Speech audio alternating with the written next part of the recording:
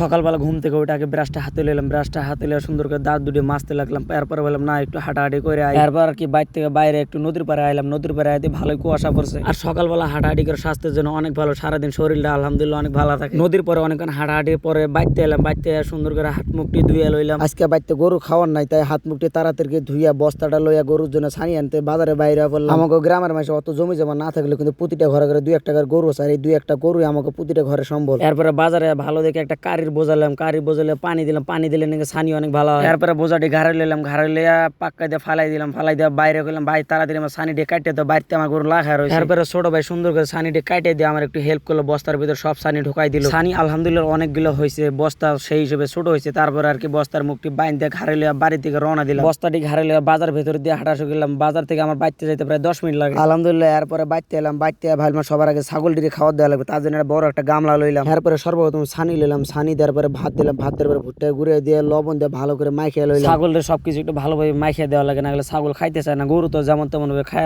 ছাগল ডিরে খাওয়ান দিতেছে, আর গরুগুলো এতিমের মতো চায়া রয়েছে। আমাকে মোট 4টে গরু, তার মধ্যে একটা বড় আরিয়া রয়েছে, তাই ভাবলাম আমাকে আরিয়া ডিরে খাওয়ান দিয়ে লই। সর্বপ্রথম ছানি দিলাম, ছানি দিয়ে পানি চোপড় গুঁড়ে লবণ দিয়ে সুন্দর করে মাখিয়ে লইলাম। হালাই খাওয়ানোর জন্য এমন ভাবে লাফালাফি করতেছে, আমার মাখতে দিতেছে না। আর এই গরুটি আমরা ঘর থেকে কখনোই বাইর করি না। তখন বাইরে যে 3টা গরু রয়েছে, সেই গরু 3টারে খাওয়ান দেওয়া লাগে। সর্বপ্রথম সব ডিরে ছানি দিলাম আগে, এরপরে সমান ভাবে সবগুলোর ভুট্টার গুঁড়ে দিলাম, ভুট্টার গুঁড়ে দিয়ে সুন্দর করে লাড়া চাড়া দিয়ে আগে ছোট্ট একটা বাছুর আছে, বাছুরটির খাওয়ান দিলাম। তখন 2টা গরু আছে, একটা হলো গাই, একটা হলো দামন। আগে দামন ডিরে খাওয়ান দিয়ে লইলাম। সবশেষে যে গাইটি ছিল, গাইটিরও খাওয়ান দিলাম। আর খাওয়ান দিতে দিতে আজান দিয়ে দিছে, তাই দেরি করন যাইবো না, নামাজে যাইতে হবো। তাই লঙ্গিটা লইয়া গোসল করার জন্য নদীর পাড়ের দিকে রওনা দিলাম। আমার আবার বাইতে টিউবওয়েল বা মোটরে গোসল করতে একদম ভালো লাগে না। আমরা গ্রামের পোলাপান ছোটবেলা থেকে নদীতে গোসল করে বড় হয়েছি। আমি আবার জানে গোসল করি, এনে কটা ধান গাছ লাগাইছি, তাই প্রতিদিন এনে পানি দেই। জানি এই ধান গাছে কখনো ধান হইব না, তাও বইয়ে বইয়ে ভাবতাছি ছোটবেলা স্মৃতি। যখন ছোট ছিলাম তখন কত ইচ্ছে করছে বড় হম, আর এখন বড় হয়ে ভাবি ছোটবেলাটাই ভালো ছিল। এরপরে ভাবলাম কিছু তো আর করা নাই, সময় চলবে তার নিজ গতিতে, কি আর করা। এরপরে গেঞ্জিটা খুলে দিলাম একটা লাফ। ছোটবেলা নদীতে এইভাবে গোসল করে আমরা বড় হয়েছি। যখন ছোট ছিলাম সবাই মিলে এইভাবে লাফালাফি করে গোসল করে আমরা বড় হয়েছি, কিন্তু সময়ের পরিবর্তে সবাই এখন নিজ নিজ ব্যস্ততায় আলাদা হয়ে গেছে। চাইলেও সবাই মিলে এইভাবে নদীতে একসাথে আর গোসল করতে পারি না। তারপরে গোসল করা শেষে লঙ্গিটা দিয়ে ভালো করে গাওটা মুছে লইলাম।